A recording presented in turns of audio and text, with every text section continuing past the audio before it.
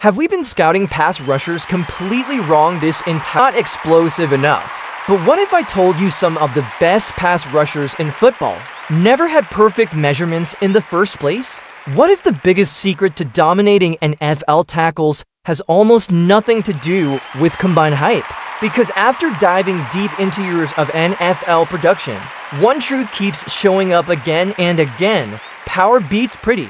And today, we're breaking down why some athletic freaks fail in the NFL while technician sounds the same if a defender doesn't have 34-inch arms. People immediately start questioning whether he can succeed in the NFL. And look, longer arms absolutely help.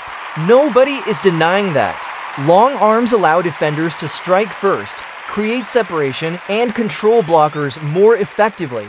But somewhere along the way, people started acting like arm length alone determines greatness. That simply is not true.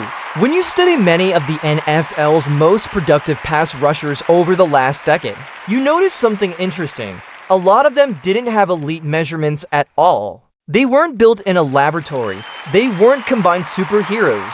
What they did have was functional strength, technique, leverage, and the ability to generate power against offensive tackles. And that matters far more than people realize, because football and the trend often struggle in the NFL.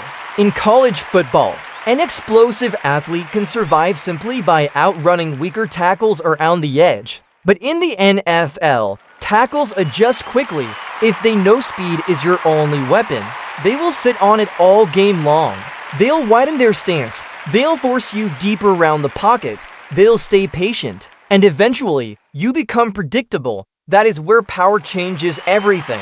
The moment a pass rusher proves he can collapse the pocket through your chest, the entire matchup changes psychologically.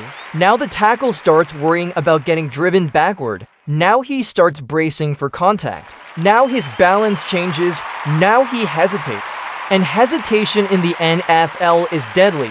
Suddenly, speed moves become more effective because the blocker fears power. Counter moves work because the tackle is like workout warriors. Yet they consistently walk offensive linemen backward every Sunday.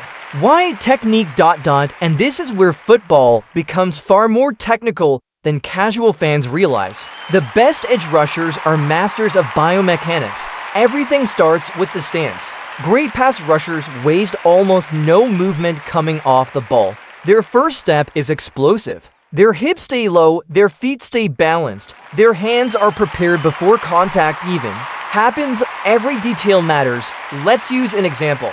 Imagine a defender attacking outside first. He threatens speed off the edge, forcing the tackle to turn his shoulders slightly toward the sideline.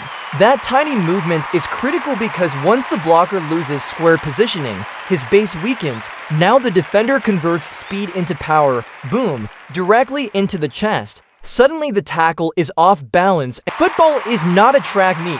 Paths change everything. Contact changes everything. Leverage changes everything. And some players simply do not know how to translate raw athleticism into functional football skill. Meanwhile, other prospects quietly dominate because they understand the details of the position. They know how to use their hands. They understand leverage. They play with violence and discipline. Those players often last much longer in the league. And if you're enjoying this breakdown so far, make sure you subscribe to the channel because we're going way deeper than mainstream sports television ever does. Now here's another truth NFL fans don't always want to hear. Size still matters. There's a reason. Many elite edge rushers weigh around 260 pounds. Football has weight classes, whether people admit it or not. Bigger athletes who can move explosively create enormous problems for offenses.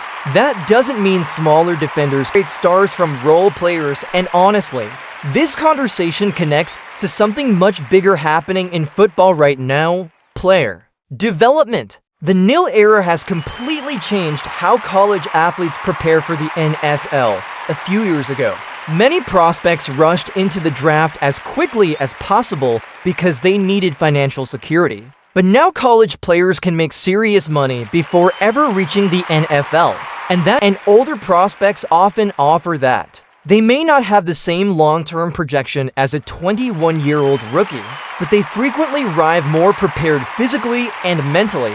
That reliability matters because at the end of the day, coaches trust players who know how to prepare like professionals, and preparation is what separates good players from great ones.